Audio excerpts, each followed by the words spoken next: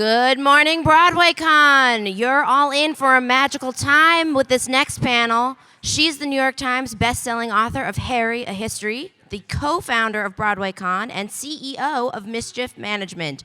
Please welcome to the stage, Melissa Anelli.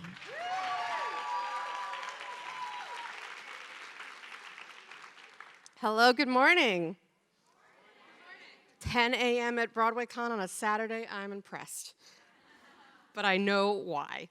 This is particularly exciting for me. As you heard, I've been talking and writing and talking and writing and talking some more about Harry Potter for almost 2 decades now. So to have them here at Broadway Con is such a delight. So let's not waste any more time getting them out here.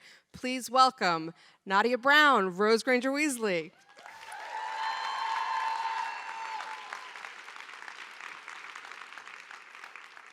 Jesse. I'll explain that in a second. Nicholas Padani, Albus.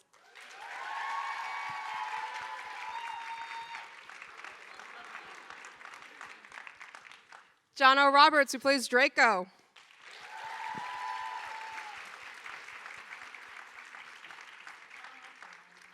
Bubba Weiler, our Scorpius.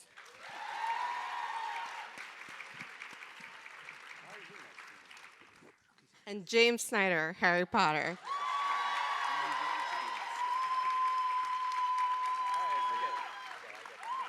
Come here. I think we've got a couple of extra seats here, but that's. And am I number cool. 7 on purpose? There's always 7. Everything Harry Potter, everything Mischief as In well. the microphones. Do you want to come down here and we can just no, you stay here.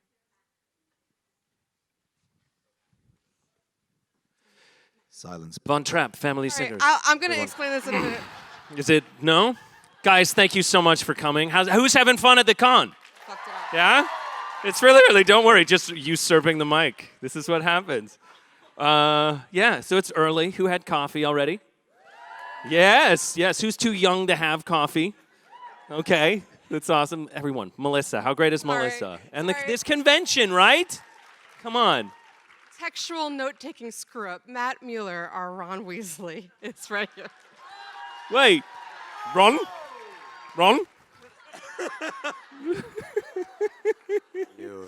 You. I have coffee.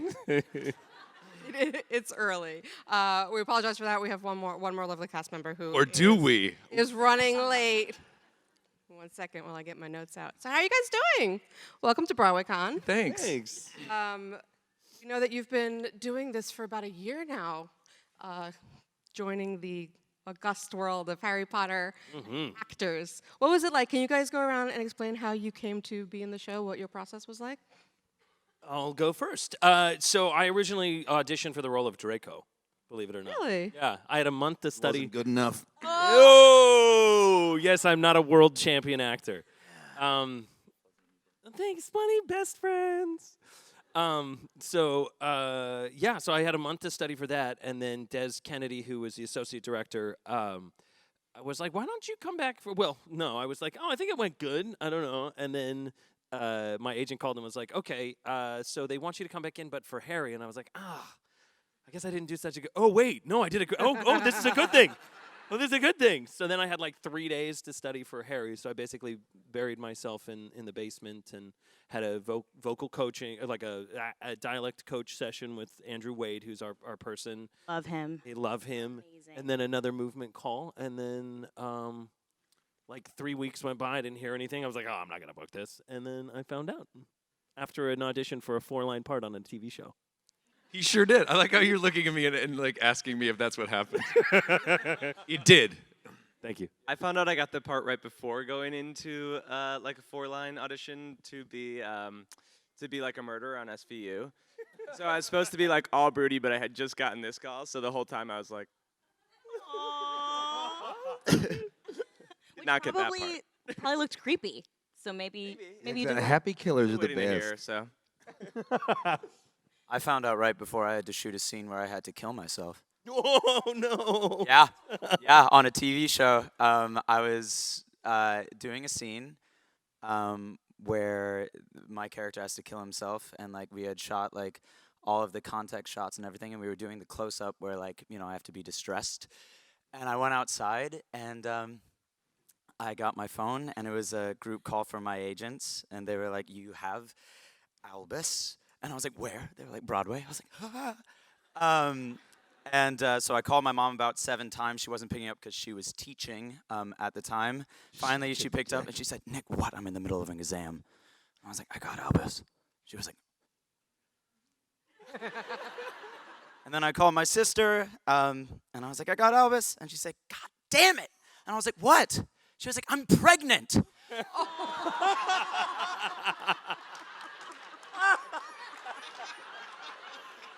Yeah. Was she really, or was that just a really, really funny joke? No, She she was really really was pregnant. pregnant. Oh And my she was like, goodness. "This was my day." And it's also a really funny joke. What show? Amazing. It's gonna be on Amazon. I'm not in it anymore. Well, also I wasn't gonna be in it anyway because And I was think we dead. have a clip.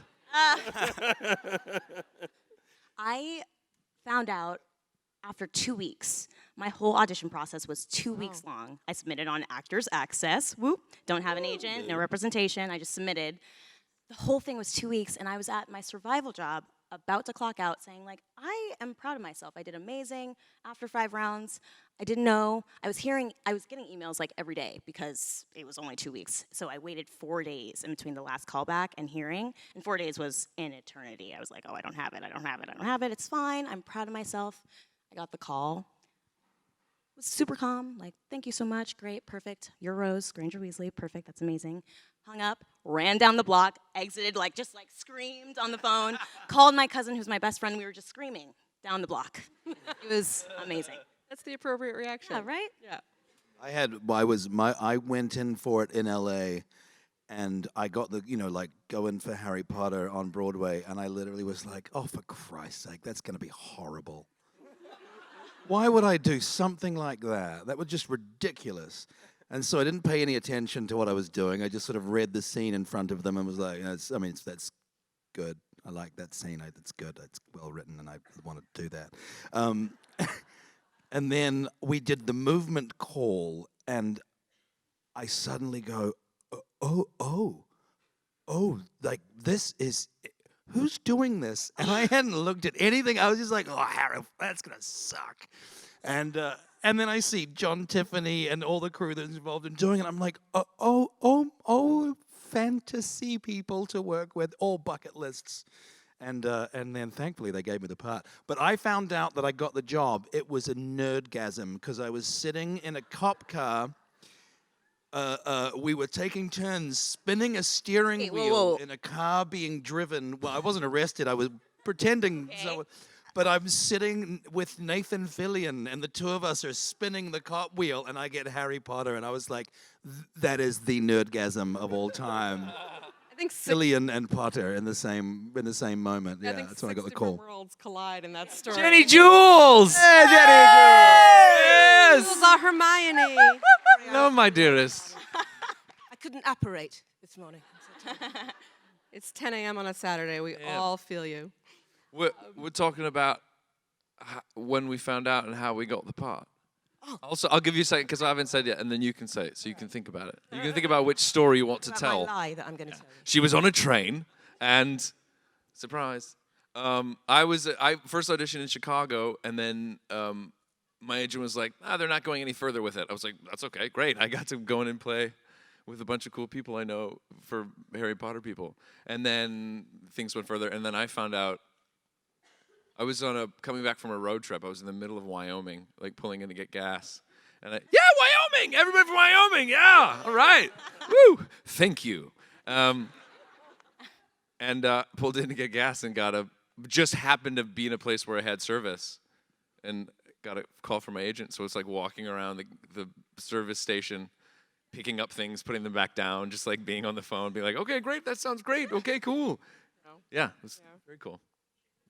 Hi, everyone. I do apologize profusely for being so late. How we got... Yeah, how did you found out? Or the story of you joining the cast. Whatever story around that you would like to tell. Yeah, my journey was quite short. I was very lucky. And I came in on final callbacks. And I met this gentleman here, just before we had to fly. And I remember seeing him and going, oh, he's quite cute.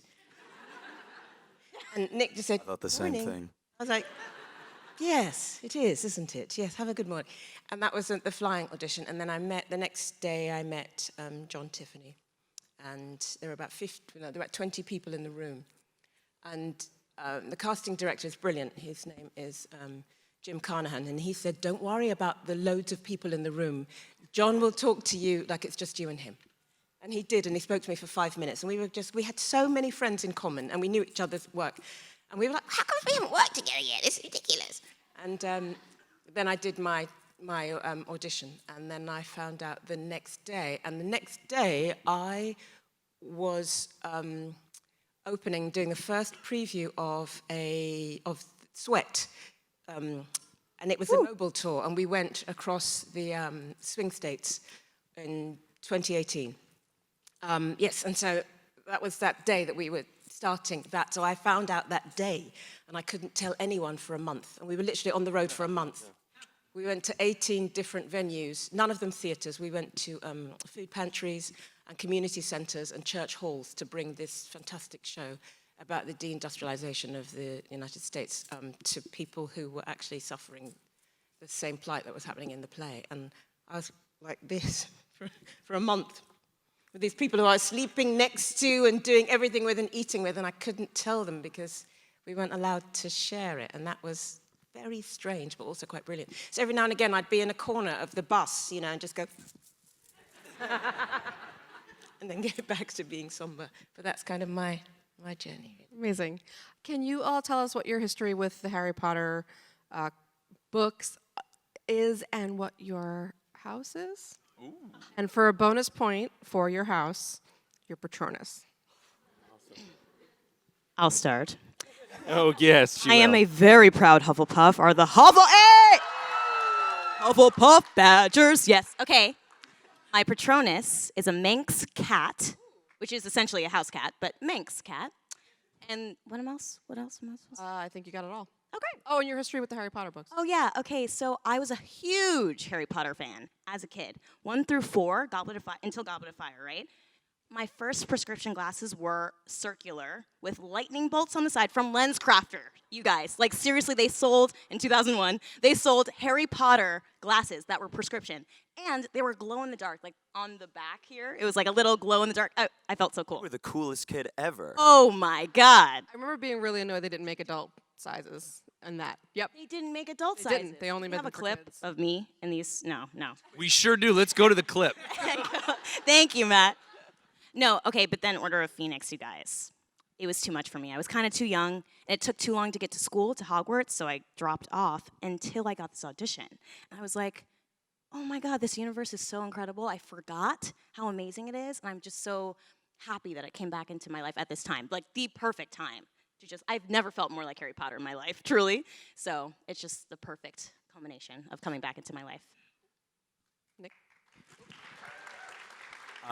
I've been a huge fan since my mom started reading me the books when I was 6, and it was just to get me to go to sleep, and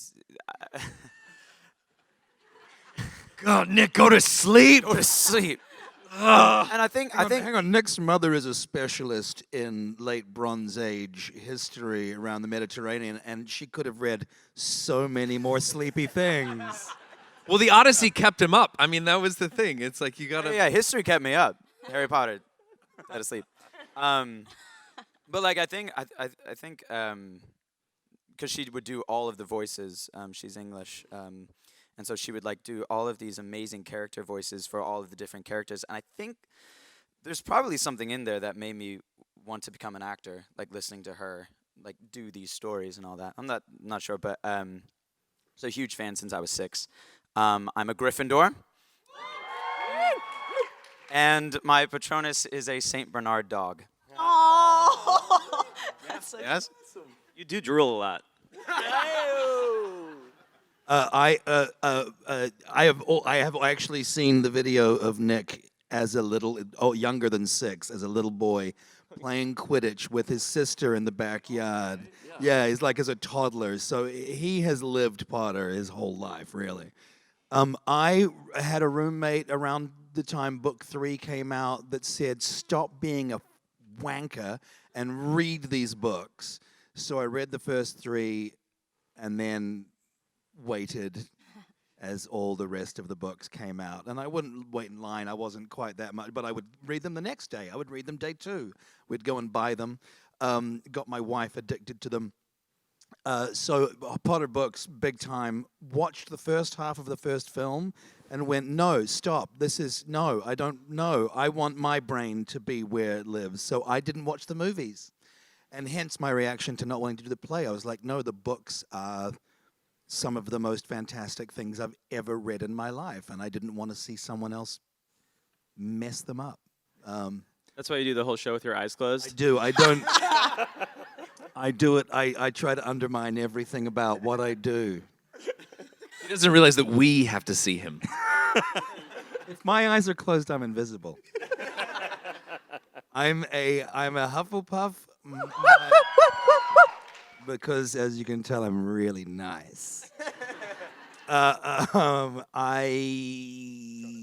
Patronus is a bird, a swamp harrier. Bird? A swamp bird? Marsh harrier. Is this you did the test? Yeah, I did the test. It's like a marsh harrier. I always think of it as a swamp hen, which is a native bird from New Zealand. So I want to be a pukeko, but I'm actually a marsh harrier. So I'm changing my Patronus. Oh, nobody understood that. I did not read the books growing up because I had a little bit of a traumatic experience with them. When I was going back to 3rd grade, I was really nervous to make friends, and over the summer, everybody had read the books, and I hadn't. And kids would come up to me and be like, so did you read Harry Potter? And I was just like, yeah, like totally read those books. And then they'd be like, well, what'd you think of this part? And I'd be like, what'd you think of this part? And they would tell me, and I'd be like, that's what I thought too. And then I like made all these friends, and it was great. And so I just pretended I knew everything about it. And then Kevin Eversole, who's one of the boys in my class, had a Still knows the name. Oh, you don't forget a name like that, no.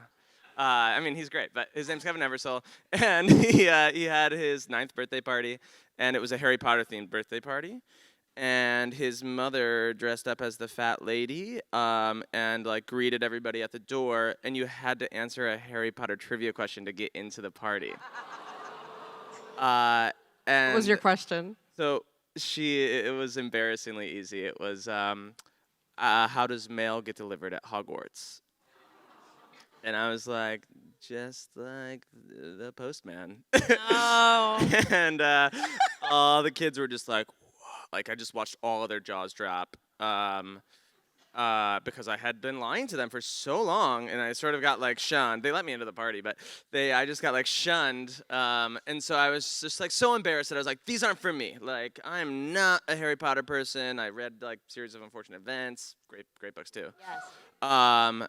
And so yeah, I didn't see any of the movies. I just ignored the whole thing, and then I went to college and I made best friends with my best friend Frankie.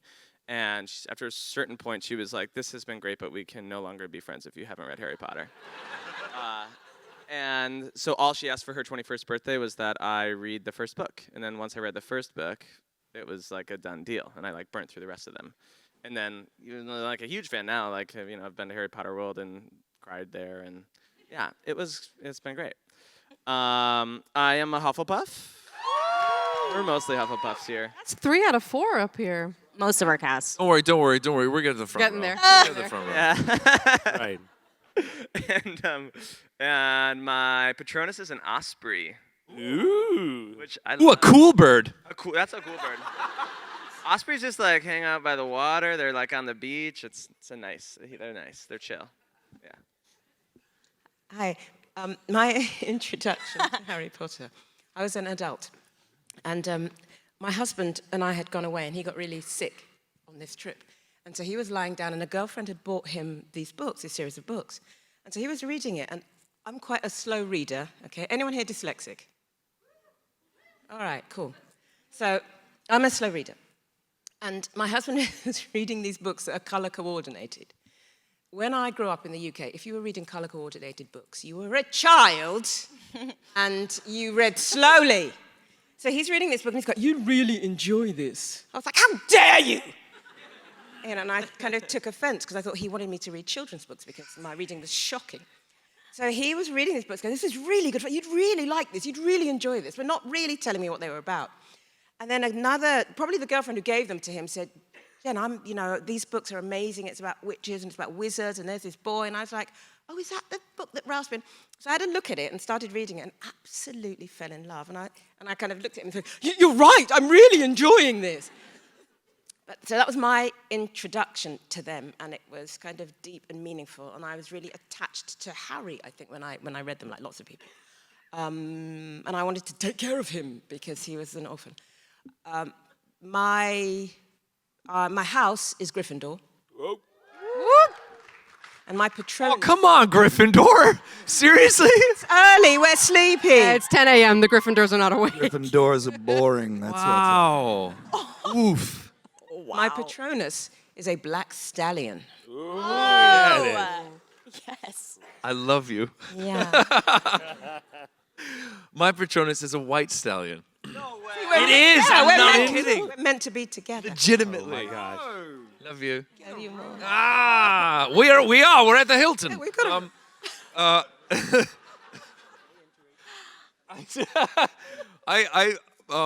I sort of came to them. I think I was in college. My little brother was like in the pocket for it, and I think my mom started reading them to him, and then he picked them up and read all of them, and then I got on board. And I'm pretty sure, if I remember this correctly, the final book was not out by the time I'd read them, so I never read the final book. I never read the final book until this happened, and I was in the same road trap. Ugh. It's a trap. I was coming back to Chicago. I had been out west, and I'd stopped at my aunt and uncle's, and in Colorado, and my aunt Janet was like, "Here's the 6th book. You have to read it." I was like, "Yes, ma'am. Thank you very much." Brought it back. We started rehearsal, and I was like, I can't just jump in to number 6 after being away from it for however long. So once we started rehearsal, I started back at the beginning and then did it through the rehearsal process and, just once again. I remember you during rehearsals, like while you were reading the 7th book, like coming up to us and going, "Do you have any idea what happened?" And they're all going, yes, we do. That's why we're here. So yeah, and it was a doubly cool and sort of emotional roller coaster thing, getting to experience all of the books again while we're putting the show together for the first time, which is very Did the rest of you guys read them while we were in rehearsal again? Did you go back? I over did. them? Yeah. Yeah, me too. Because it's mental when you man. are one of the people in the book. Especially Draco. It's mental. Especially Draco.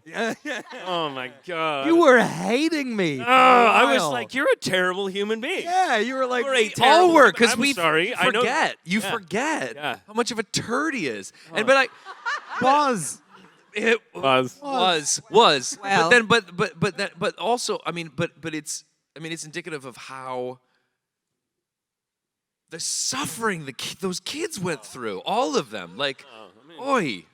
unbelievable. I always say that I think Scorpius grows up to be like the first counselor at Hogwarts. 100%. Any of these kids to go 100%. talk to. He's like, did you know that? Love that.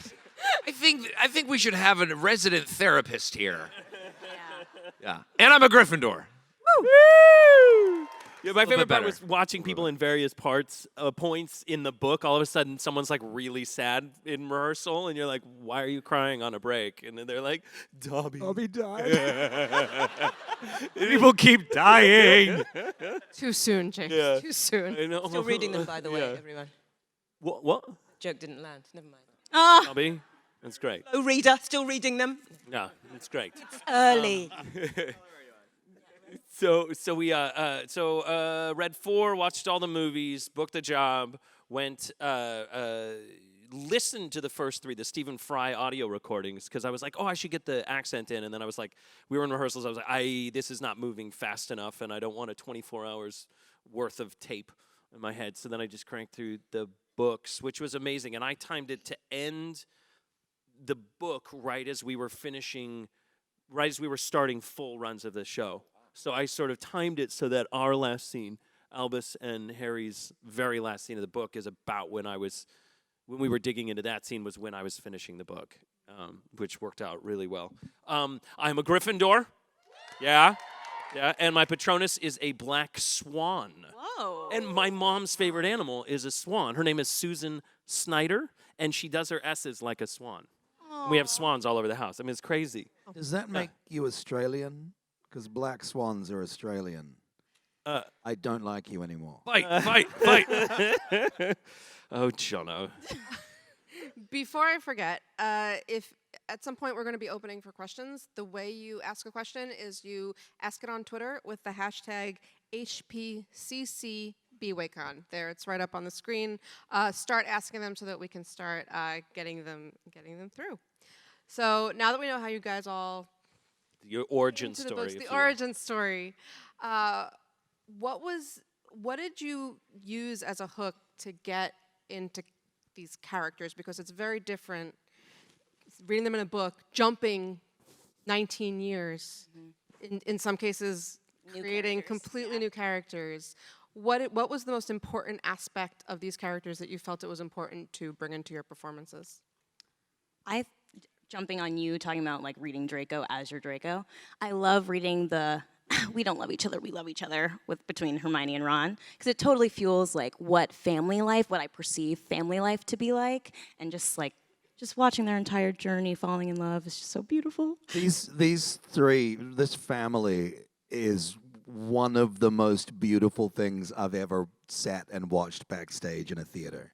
Love you guys. Like the bond between the Granger Weasleys is it's one of the most beautiful things I've ever seen among actors. Like they are genuinely connected. It's awesome. Can I share one of our pre-show rituals? Just the one? Or do you want to keep it? You may. We always hug. It's simple, but it's just before we start the show, we just hug. And it totally locks me in, because I think that Rose and I love these people more than anything. And so it just locks me in to start the show. So love you guys so much. Love you. Yeah. I'd love to hear from the Albus Draco Scorpius side of how you, because Draco is essentially a new person in this script. So when reading it versus saying, all right, well now I've got to make people believe it. What were some of the most important characteristics that you? Something that one of the Gryffindors said is that what these kids go through, I didn't really connect to until I read the play and realized that they are child soldiers that are deeply traumatized. And you have people with PTSD, you have, it's astonishing the way in which this play is pitched. As the books were pitched at the age that the kids are at, this play is pitched at parents. So that was what drew me to it. The story of Draco and his wife is profound to me, and that's all I'll say. My father, I'm sure all you guys know the story of the play. My father lost his mother as a young man and as a young boy, and was sent off to boarding school and would see his father once a year, maybe if he was lucky after that. So he was an orphaned boy at a strange boarding school, and his father was a very distant, very difficult man. And every night I get to go on stage and re-parent my own father. And so for me, there are all these incredibly personal layers of my own childhood trauma, blah, blah, blah, blah, blah, that I can put into Draco. So the performance for me is just on so many levels intensely personal. And thank God I have this guy, because to fall in love with him and to want to raise and love this person every night is a gift as well. So yeah, that's what me is.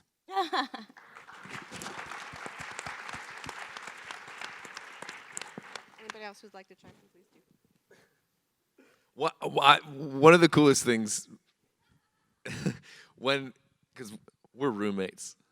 we share a dressing room. But when we were Sorry. when we were when we were starting tech, and I have this photo, but it was one of the first days when we were in full costume and hair and makeup and all that stuff, and got to see each other for the first time, and are looking at ourselves in the mirror for the first time, and it was really truly like, oh my God, I think we're gonna pull this off. Like, we look like them. And I remember being in costume fittings and like looking down and seeing the sweaters and be like, it looks like Ron down there. Like, which is very exciting, but also wonderfully fulfilling in a way. And there's so much that, I mean, the rehearsal process was this massive thing, and there was so much going on, but then to get to sort of see it with your own eyes and feel it on your own body and like see it in the other people who you're making the play with, really kind of sends it home, which was very cool.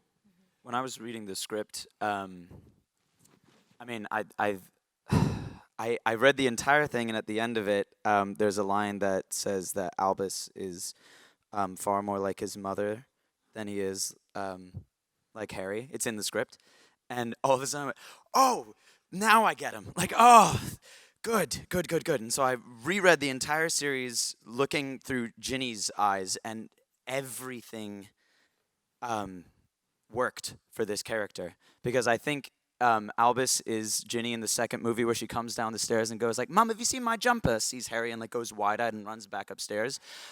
But there are no stairs, and all of the doors are locked, and everyone is asking him to speak constantly. And what I mean, I've done like so much work and so much like discovery on this character, but the most profound discovery I realized is that Albus isn't an actor who has done a lot of research into his lines and all that. Albus is just a really lost human who really wants to say "I love you" with every chance he gets, and doesn't have the words to say it, and doesn't know what's wrong with him. And that is so powerful and so beautiful, and I love him so much. Yeah. Aww. I'm gonna fucking miss you, man. So just to go, since this is Broadway Con, so normally a Broadway show would have about 6 weeks of rehearsal, sometimes less, going into a thing. Because we're 2 plays, we ended up with a 15-week rehearsal process, which is insane, which is daunting, over 3 months, plus 3 weeks of tech. Normally you'd have like a week of tech.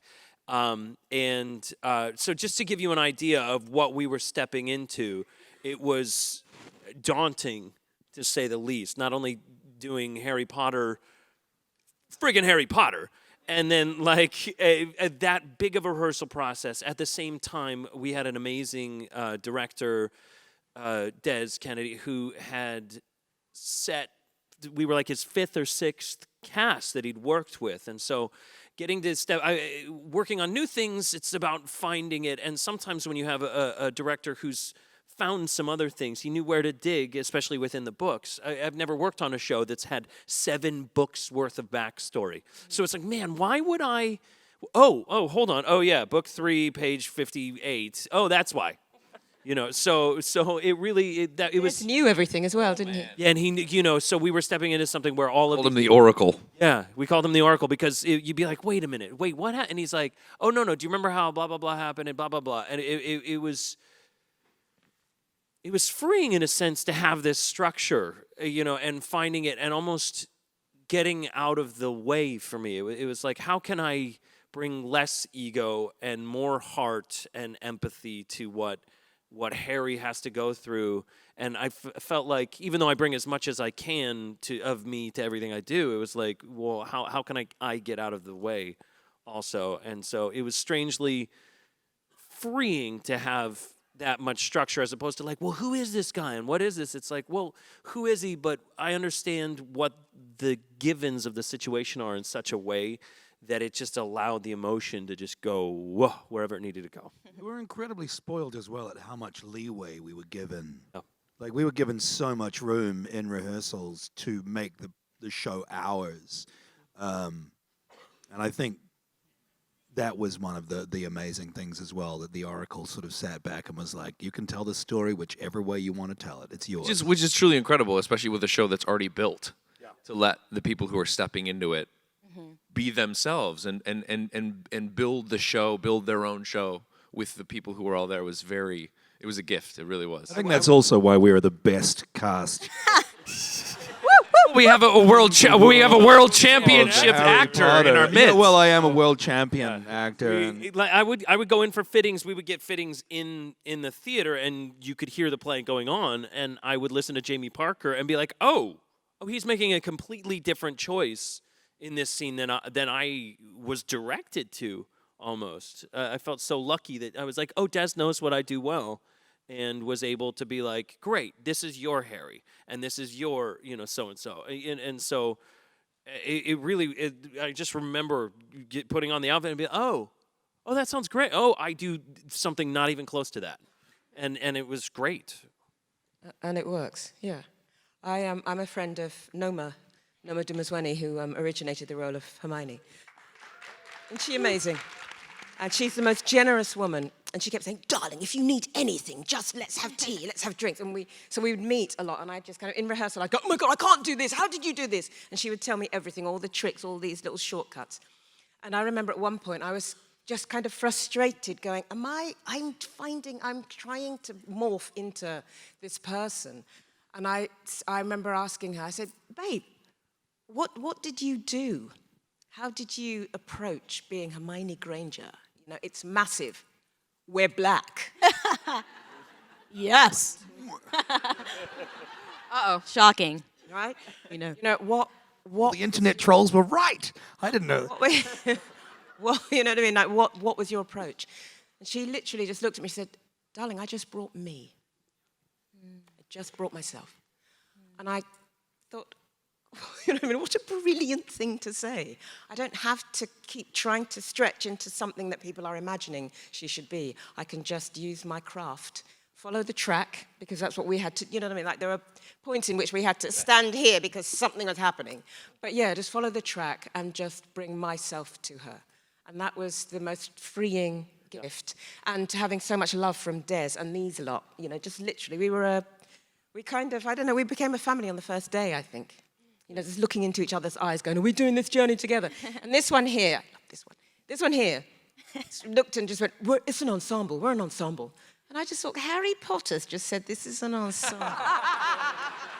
It's going to be a good day. This is going to be a great, great experience. For those of you who are actors, just to follow up on this, casting is one of those things. And just know this is something that we all deal with, just as actors and all of that. Is if it's meant to be for you, it's meant to be for you. Totally agree. It'd been a year and a half since I'd had a significant acting role before I booked this, and I'd come in second on 5. I went in for waitress a month before this, and I was like, oh, this is I'm perfect for it. It's literally what I did. And if then this guy, he's a doctor, he's goofy, I get it, and I didn't book it, and I was heartbroken, and it wasn't meant to be. Just to bring it back just to the Broadway aspect, it's when it's meant to be, and you're cast for a reason because it's you.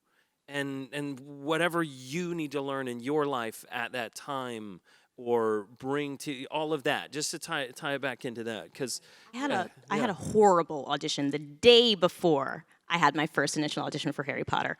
Bombed. And the room, as soon as I stepped into the room, I was like, woo, I'm home. And I'm myself, it's just exactly piggybacking on your point. I just rashed it. But here I am. It's easier said than done, though, too, right? To bring yourself to a role and to be yourself in an audition or on stage every night. It can be a scary, vulnerable thing, but it's so rewarding once you let yourself be seen in that way. Mm-hmm. And so that was my way into this role too. Is I think a good first step is finding the things you have in common with the character, because then you're like, okay, those are the things I don't have to work on, but it grounds you in yourself, in your own body, and you know what you can use. And for Scorpius, it's that he's just like such a mama's boy. Like he loves his mom so much. She's his person, and I'm a huge mama's boy. My mom's the best. And so yeah, he's just going around, and he just needs the world to see him the way his mom sees him. You all have had the unique experience of being the cast while the Keep the Secret spell is piercing a little. We're getting to talk about some things about this show. Yeah, on that really fast, Jono, we have a list that I made up of stuff Jono's not allowed to say really fast. Yeah, let me just get this out really fast. It's on the back of this. Jono, okay, you ready? Okay, Jono, so first off, Incendio. you're not allowed to say,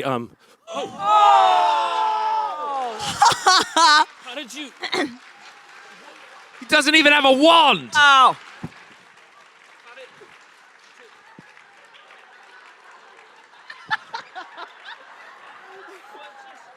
What just happened was What did you... me imagining What is it? a very large insurance bill. I know. And that's know, the Joe? power of magic. Yes. My heart. That was amazing. Did not tell me that was going to happen. Amazing. Plausible deniability, Melissa. So there are illusions in Harry Potter. So can you tell me what some of the things that you get to talk about now that you didn't get to talk about before? I'm sorry, I'm still seeing stars from the... Oh, that's just James Snyder. What can I say? Hey! Best friend! Is there anything that you get to talk about now that you were strictly warned against in the beginning that you enjoy telling people that you know? I'm still locked in the secret. I'm still scared. I don't know. Yeah. Are you scared to say the wrong thing? Yeah. There's only like a list of like Yeah. two or three things you can't really. Well, why don't you talk about your new friend? Oh yeah. Recently I've been there's a character who's been introduced into the Harry Potter universe who is a Diggory. Albus has got a girlfriend. Delphine Diggory, Cedric's cousin, and Sarah Farb is playing Delphi right now on Broadway, and she is unbelievable. So good. I like the way in the first part it parallels sort of the Golden Trio for us. So it's cool to see like a new friendship building and yeah. Albus has a girl. A little bit. So Draco. Oh. Say, in working on this, even though it's a play, how massive it is working on the illusions and stuff. It felt like a musical in that, like, we would leave, and I've said this before, but like we had magic instead of going off and learning the choreography or the music. It was we're learning magic now, and magic is one of those things that is so simple. Usually illusions when they're happening, but we've done them so many times, I want to thumb my eyeballs out. Like, we would do them, and then we would just keep doing them, and then we would keep doing them some more, and then we would be sick of them, and then we would do them some more, and then we would do them some more, and then the show started. Is there? Because it literally has to be second nature, right? Yeah. Because you're acting a full scene and also performing magic, like preparing some magic trick that you're about to do. You can't be thinking about it. Yeah. So true. Bruce Lee said, "Do not fear the man who has practiced 10,000 kicks. Fear the man who's practiced one kick 10,000 times." Actually, everybody. And we have a clip of him saying that right now. Is there a moment in the show when the first time you saw it, you thought, how do they do that? I can't believe they do that. Is there one that you almost still can't believe? I have. Yes. Yeah. I mean, Explain everything. There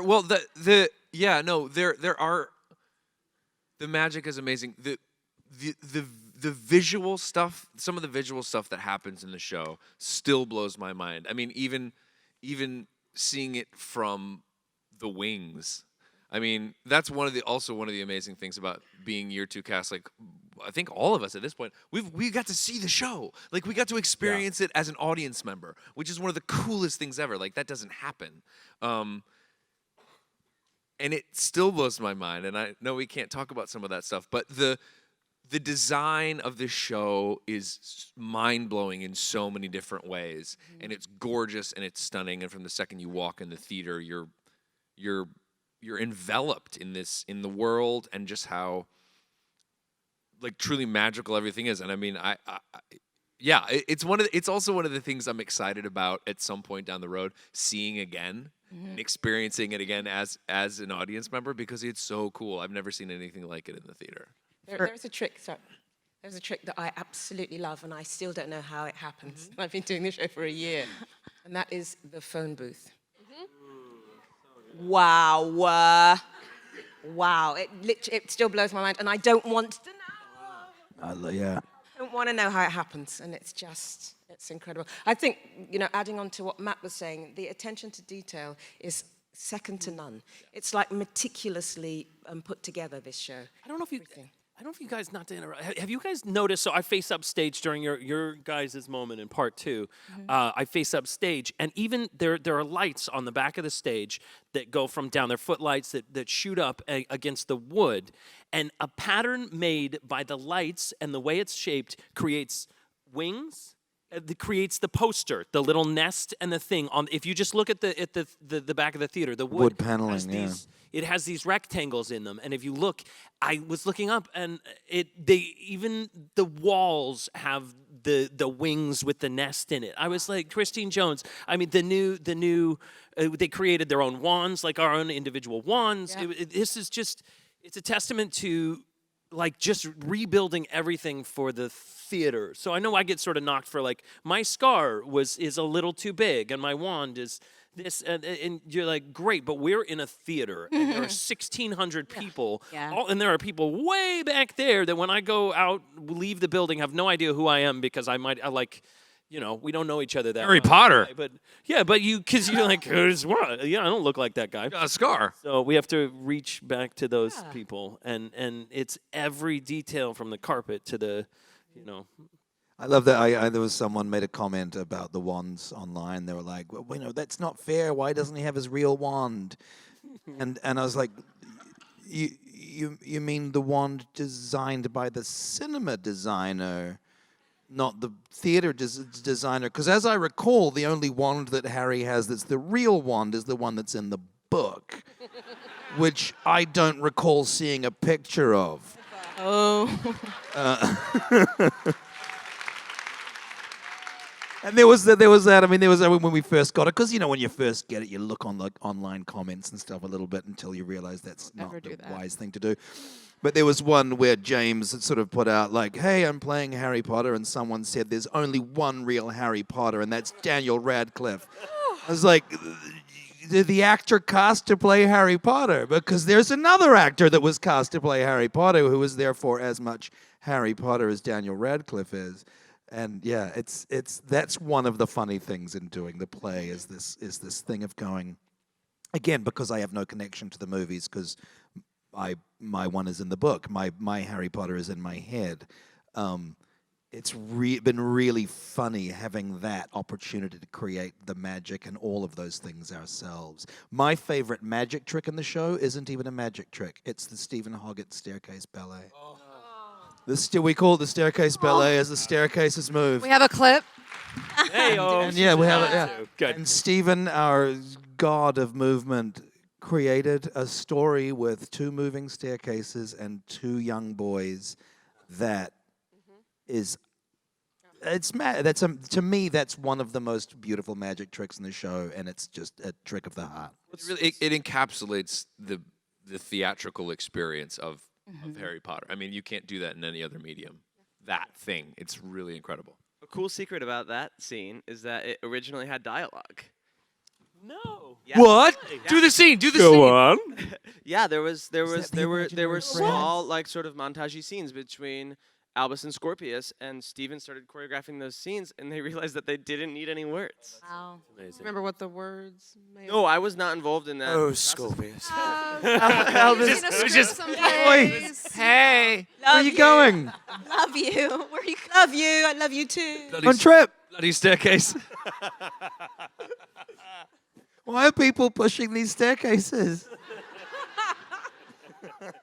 It's weird those got cut.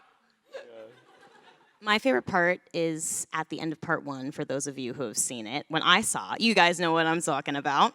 When I saw it, I was on the edge of my seat. I was so excited. In the script, it's in parentheticals, like it's literally like a sentence or maybe a single two, 3 words. Seeing it in person is just like, That's with a lot of it, the people being like, "Oh, I read the play. I don't know. I'm like, well, I'm with you. I get it. Like I've read some plays that have been like, it was a perfectly fine play. And I'm like, oh, because a play is meant to be heard. yeah. It's meant to be, and it works because every element comes together, and that final beautiful thing is the human experience and the human beings that are there. And so sometimes if you're reading something and you don't connect to it, maybe you just need to bring more humanity to it and just give it a chance, or just read it with your friend at home and see what you can find also, as opposed to just reading it like it's a book or something. Or if it's a play, come see the play. Oh, I mean, I guess you could do Weird. that too. Yeah. For whatever it's worth, for my money, it's the polyjuicing that I go back to in my head all the time. That moment is, one day I will find out how it works. When I was talking about doing it and doing it and Lace doing wing it, flies and boom slang skin. yeah, we would have cauldron. to. Yeah, I'd be like, okay, can we stop? My back is killing me. I want to, before we get to audience questions, I want to ask you guys a couple of non-show particular questions about your activities that you guys get up to. I've heard there's a lot of Catan playing backstage. Yeah. Hey, who won last week? I missed the game. Am I still the Who won? No, Kevin. Ah. Kevin won, I think. Yeah. I have a question about sheep. I've never played Catan, but my staff says to ask about who hoards the sheep. Sheep King. Yes. Sheep King. Yeah. Bubba, you were the original Sheep King. I think I was. I also like 2 games ago I won as reigning. Yes, you Cheating is did. a strategy because Shoot, can we I feel like go? This is the wrong convention for this. Sounds like the worst Game of Thrones ever. You guys can come do the. We have a clip of a full 2-hour game. Yeah, we got it right here. So this is okay. It's actually longer than Harry Potter, which is saying something. What is boot ball? Bubba, Boot ball is a very important and sacred tradition. It's would you like to hold up the boot? Would you like to show them? this is half of the equipment. So before each show, we play a game called boot ball, and the rules are really complicated. You try to bounce a ball into this boot. One bounce. It's $1 to play. 3 tries. $1 gets you 3 throws. You can only play once a day. No You're practicing. not allowed to practice. There's a lot of really intricate rules to it. Actually, but Who's good at it? Who's bad at it? I'm Nick terrible. is the only person who has not successfully gotten the ball in the boot. But yeah, it's $1 to play, and winner. Come on by. Oh my! Throw a It's ball into actually a boot. It's very, very difficult. So nobody wins very often. So the pocket's pretty big. I won like $90 last week. Wow. Oh, so it just collects. Yes. Nice. Last one. Can you explain the pigeon song? Nicholas. Yeah. I had a blast writing it. I Nicholas mean, is a brilliant musician. Brilliant. also, like this Songwriter, kid. musician. It's unreal. I made a song about a line in the last scene where Albus says that he might be going into a different profession than being a wizard, and I made an alternate reality song in which that's not a joke, and he really is going to go into pigeon racing, and the song is leading up to him confessing to his dad. It's a tragedy. And meanwhile, his dad is having his own soliloquy about how he really wants to admit to his son his deepest fear, which is that of pigeons. And at the end of it, they cross paths. They both say their deepest truths, and the father, Harry Potter, says, "You know what? I'm going to give up my fear, and we're going to go to this mystical place where you can be around as many pigeons as you want. We're going to New York." And I ask, "How are we going to pay for it?" And he says, "We'll put on a play about the stories we're holding. We might win a few Tonys. JK will be rolling in them. them." Go listen to the song. It's cool. It's on. I think it's on YouTube. Yeah, where can you find the song, Nicholas? We have a clip. Actually, we don't. But it's on. I know. It's on SoundCloud. It's on Really, YouTube. That should Yeah. have been the button. We should have had the clip. But it is on YouTube and SoundCloud. SoundCloud, yeah. But yeah, awesome. Okay, we don't have that much time left, but I'd really like to get to audience questions. So if we've got them in the back, please. Okay, HBCC BWCon. For those that have acted in other shows, how does acting in a two-part show compare? Cool part about it / hard part about it? I think what's cool, I've never been in a Broadway show before. This is my Broadway debut, but thanks, guys. What's cool is that I know a lot of Broadway shows will do 2 shows in one day and it's the same show. And what's amazing is that we're doing something different. So there's never a moment in the show, in part 2 at night, where I'm like, wait, have I done this before? Because that to me is like, oh my God. Like, you could think that you've already done a scene and you haven't yet, and what if you miss your cue, and so many like random little mishaps that don't happen because we're doing one story that takes place over a full day. There are some sort of heavy lifting scenes that you only have to do once a day. Even on a 2-show day, you build towards it, whatever it is, and you don't have to step in that river or turd twice. James, you've done a lot of 2-show days. It's just getting to do 4. The magnitude of the whole thing is just glorious to be a part of. Also, we're nominated for a Grammy. I just want to point that out. The love of God. I'm sorry, I gave Playbill.com some shit because, like, no, I'm sorry. Like, I know there are all these things, and it's like, oh, what are these amazing songs from all of these musical theater things? And the music, let's just talk, is... Imogen Heap, thank you very much. Hey, she wrote a suite in 4 acts. Like it's beautiful. So I just wanted to really quickly just say, okay, we're nominated for a Grammy. Okay. And yeah, but it's just a joy. We only have to do 4 really shows. It gets tiring though. It's a little That's exhausting. the hard part, is it? You know, Exhausting emotionally. yeah. Like my voice is like this week is it's Dunsky. I'm not in the show on Sunday. It's my son's birthday, but like, yeah. But My birthday. You made it. It's his birthday. Be happy for him. It's okay. He's gonna be fine. yeah. So yeah, but you know, it's like it takes its toll. But the difference of doing a play versus a musical too is like I'm not waking up in the morning and being like, do I have that G sharp? Okay, we're good. It's like He always does. I guess I do. I do.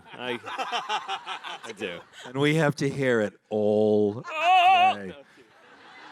Is there a lot of singing backstage? Yes. Yes. Yeah. Yes, I'm in there. I'm right next to them, and I love it. I love hearing you guys. You guys. We got songs in our hearts, you know. Some of us prefer to knit. No, he does. Makes gorgeous hats. Oh, you sing as much as anybody else. Yes, while I'm knitting. Do you favor us with a little something? Sorry. You sing a little?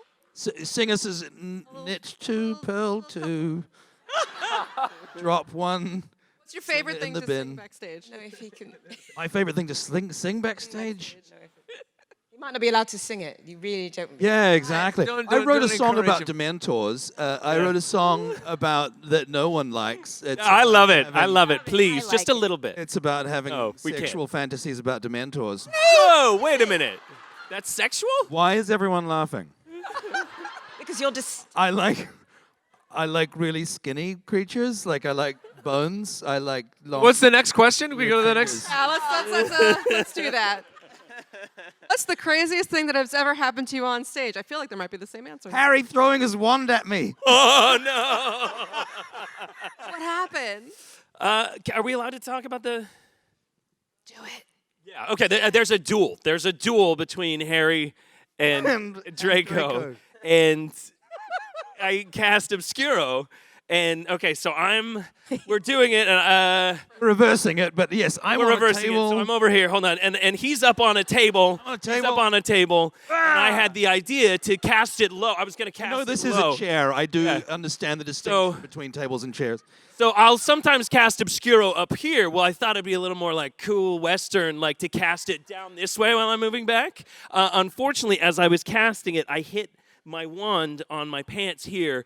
The wand goes flying out of my hands. I mean. I'm on the table and I just see a wand just go, just kind of slowly in that way that things Obscuro. do. And as it's they're just- flying through the air. Just go. Whee! Yeah. And then you just clack, clack, clack, clack, clack in the background. I'm like, well, that puts an end to a magic Yeah. fight, doesn't it? But the best part is the next One. part, I just picked up a chair and threw it at him. So it worked out. Chairs are the things you eat off. No, hang on, that's a table. Okay, next question. What is your favorite line from the show? Bread. Bread. Your dad loves you very much.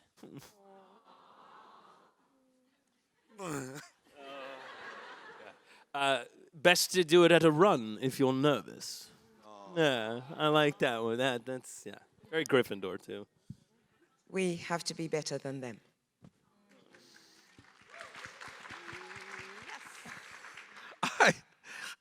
I still find consider me engorged and pressed. It always tickles me. It's so stupid, and I love it. Bubba you very much. Giorgio on a thing. Yeah. It's so stupid. I really. 50-50. Some audiences are like, what? You use your microphone. Thanks, Dad. Son. My favorite's also a Scorp line, and I'll probably quote it wrong, even though I listen to it every night, which is, sometimes I wish my father was aware I was capable of more bravery than he thinks I am. Yeah. They're mostly Bubba lines. What can I say? The other one. Oh! It is a moderately cold day. I know. I love that line. It never an gets a underappreciated reaction, and I line. love it so much. I love when you swing for the fences on my geekness is a quivering, and there's just dead silence. There's a lot I'm of looking at you like I'm here for you. there's a lot of Scorpius lines that you just have to go for full tilt. You know, you gotta swing the bat. What's your favorite? What's your favorite Scorpius line? Oh, I like to say. Microphones. My job. Thank you from Roel. We appreciate that, people. Roel. It's a theater people audience. Attached to my head, so I don't have to.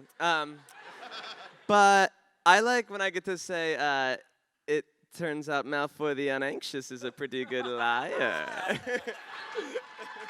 Before we go, I just want to ask if you have any thoughts you want to give about this whole experience now, having done this for a year.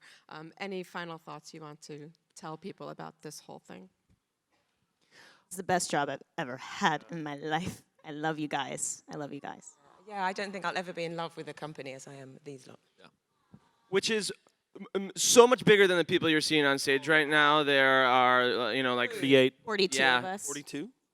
And also the crew and the 712. Yeah. Stage management, Stage like management. it's an incredible family, and it really is a family in every meaning of that word. It's a gift, and it's special, and the heart is unbelievable, and we spend a lot of time with these people, and it could be a nightmare, and it is not. Like really, truly, it's incredible. I'll go one step further as well. As I've been someone that's always been afraid of ever having to talk with someone that's seen me in a play, or on. It's just like I would leave a theater an hour and a half after curtains so I could avoid anyone that may have seen a show, and the process of getting to know the Harry Potter community, the Broadway community, the fans that come to Cursed Child, and to have actually some incredibly deep and beautiful connections to the fan community. That has been one of the glorious things for me, to remind me that the reason I do this job is not because I think I'm clever and should be an actor. It's because I think that human beings can tie little strings between each other's hearts, and we get to do that. And that's what's blowing me away about this experience, is developing this relationship with us twats up on stage and this glorious crowd of people in this room right now. That's an amazing thing. So thank you for that. Yeah. I have one more point where I think one of the big plot points in the play is how one of the last thing Cedric Diggory heard in the fourth book was "kill the spare," and the word "spare" is so important to this play, and I think what this play is about is always reminding people that no one is ever a spare. No one is ever unloved. If you ask for help, it will be given. If you need help, there are people there to help you. You always have love. There is so much love in this world, and there's so much love in this play and in this company. And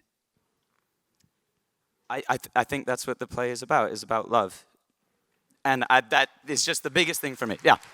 What a great way to end. Thank you all so much for coming and spending time with us. Thanks, everybody. Thank you, guys. Cheers. Thank you. Thank you.